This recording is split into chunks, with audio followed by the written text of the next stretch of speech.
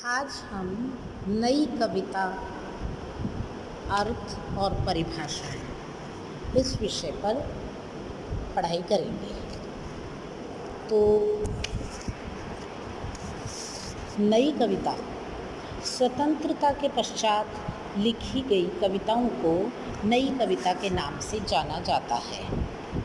यह नया या नई शब्द उन प्राचीन परंपराओं, मान्यताओं, सीमाओं तथा मूल्यों का विरोध स्वरूप जन्म है जो वैचारिक व शिल्प की दृष्टि से रूढ़ होकर रह गए हैं।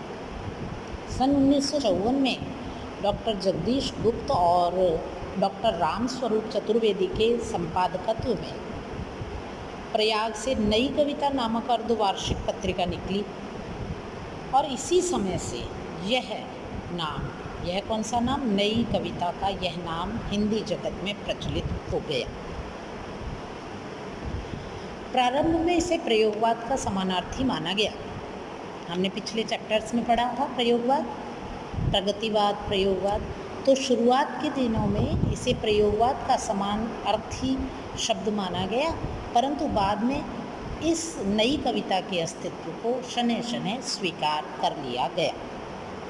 नई कविता के कवियों में कवि हीरानंद सच्चिदानंद वात्स्यायन, डॉक्टर जगदीश गुप्त, डॉक्टर धर्मवीर भारती, केदारनाथ सिंह, सर्वेश्वर दयाल सक्सेना, कुंवर नारायण, लक्ष्मीकांत वर्मा, राजेंद्र किशोर, मदन वात्स्यायन तथा मलयज आदि प्रमुख नाम हैं।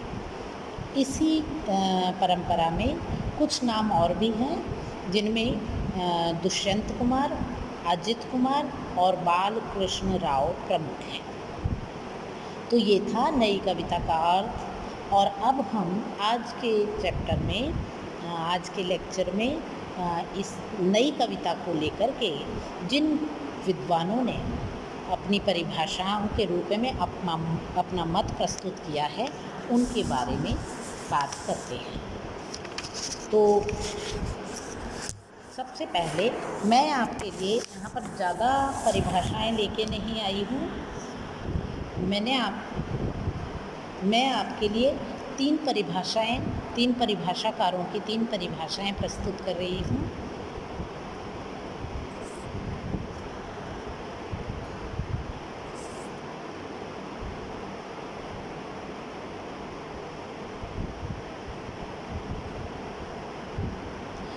ये है आचार्य उमेश शास्त्री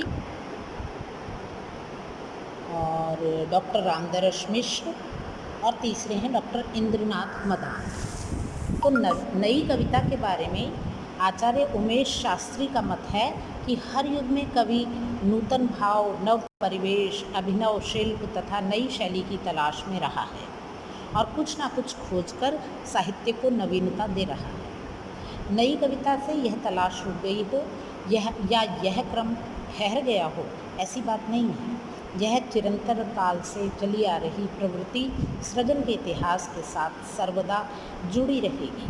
हर नई तलाश नई कहलाएगी। इस नएपन की कोई सीमा नहीं हो सकती। तो ये परिभाषा है आचार्य उमेश शास्त्री की। अब हम दूसरे परिभाषाकार हैं डॉक्टर रामदरस मिश्र। डॉक्टर रामदरस मिश्र ने नई कविता की व्याख्या करते हुए लिखा है कि नई कविता भारतीय स्वतंत्रता के बाद लिखी गई उन कविताओं को कहा गया जिनमें परंपरागत कविता से आगे नए भावबोधों की अभिव्यक्ति के साथ ही नए मूल्यों और नए शिल्प विधानों का अन्वेषण किया गया। यह अन्वेषण साहित्य में कोई नई वस्तु नहीं है, फिर भी नई कविता नाम स्वतंत्रता के बाद लिखी गई उन कविताओं के लिए रूढ़ हो गया जो अपनी वस्तु छवि और रूप छवि दोनों में पूर्ववर्ती प्रगतिवाद और प्रयोगवाद का विकास होकर भी विशिष्ट हैं। यानी कि नई कविता आज भी पाठक व समीक्षक के लिए विषमता बनी हुई है। इस विषय पर विस्तार से चर्चा कभी हम आगे के जो है चैप्टर्स में करेंगे। अभी हम अपने मूल विषय पर आते हैं कि डॉक्टर इंद्रनाथ मदान ने नई कविता के संदर्भ में क्या लिखा। तो उनका विचार है, नई कविता बीज रूप में तार सप्तक के कवियों से आरंभ होती है, परंतु स्वतंत्र काव्य प्रवृत्ति के रूप में इसका स्पष्ट आभास तथा इसकी निश्चित उपलब्धि तीसरे तार सप्तक की रचना तथा नई कविता के अंकों में आकर मिलती है। नई कविता का आरंभ तार सप्तक के प्रकाशन के साथ हुआ और उसका विकास नई कविता के अंकों से हुआ।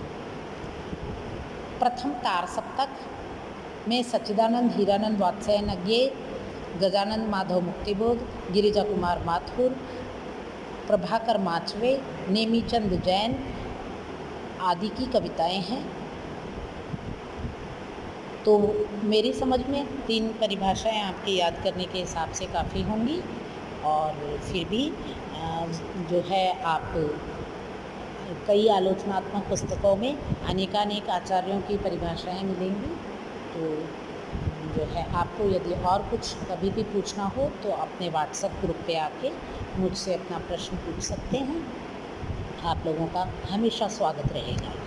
तो अगले विषय पर हम, यानी कि हमारा अगला विषय होगा कल का नई कविता की जो है काव्य प्रवृत्तियाँ और नई कविता की विशेषताएं। तो कल मिलते हैं। धन्यवाद।